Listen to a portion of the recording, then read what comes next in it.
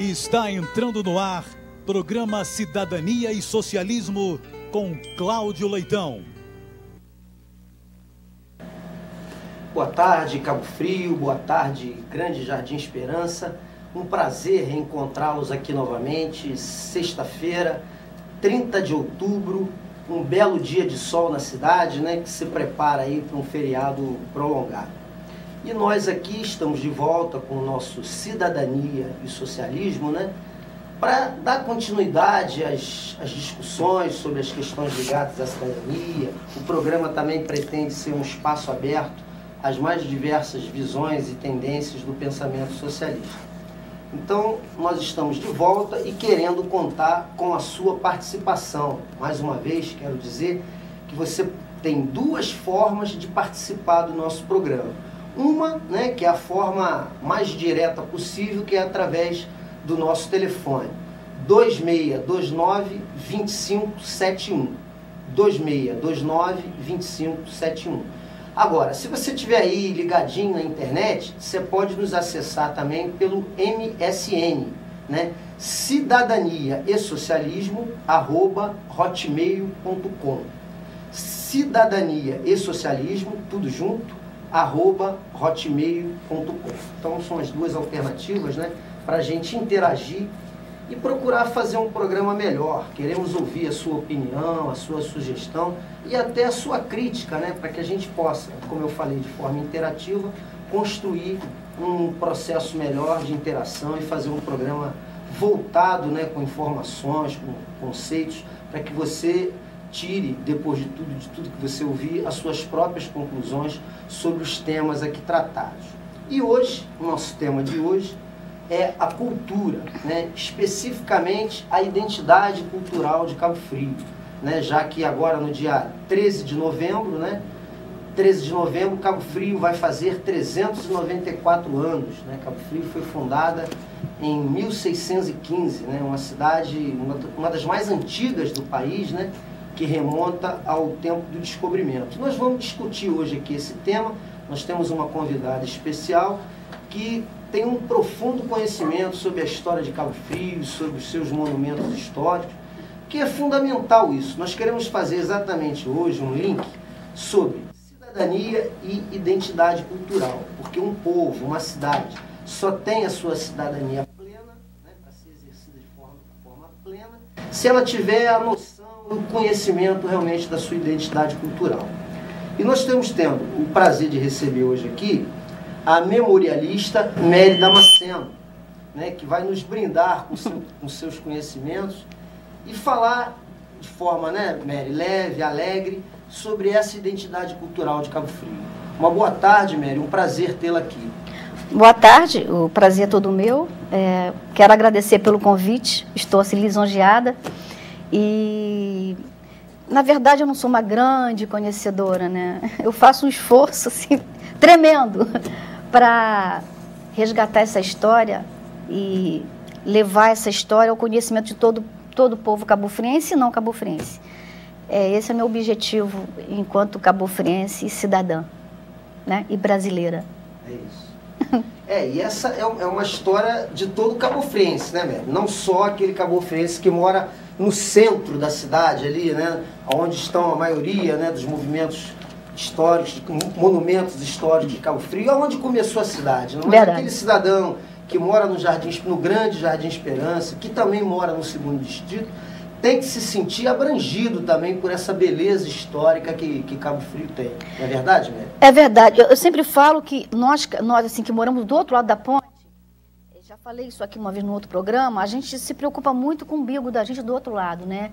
E às vezes a gente esquece o outro lado da ponte, que é o Grande Jardim Esperança, Tangará, Jardim Peró, né? o segundo distrito, Parque Eldorado, toda essa área depois aqui do outro lado, Jacaré, Boca do Mato, né? Também. E a gente esquece muito essas áreas, o segundo distrito, e de repente essas pessoas elas ficam um pouco realmente culturalmente isoladas da área central de Cabo Frio, onde estão os patrimônios da cidade, onde está remota uma história secular de Cabo Frio e da região dos lagos.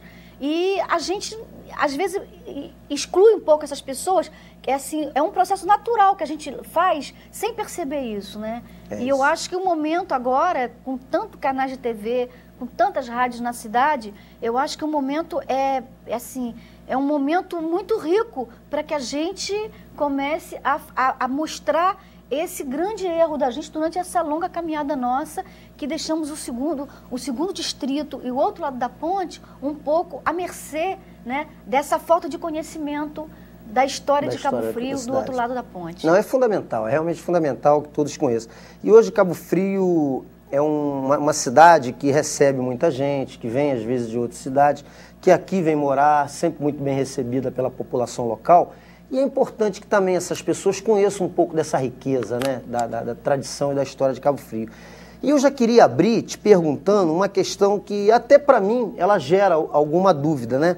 A gente sabe que Cabo Frio foi fundado em 13 de novembro de 1615, mas que tem uma outra história que se refere à chegada do Américo Vespúcio em 1503, que passou por aqui e há um marco histórico, inclusive, com relação a isso. Aí fica aquela pergunta, então Cabo Frio tem mais de 500 anos?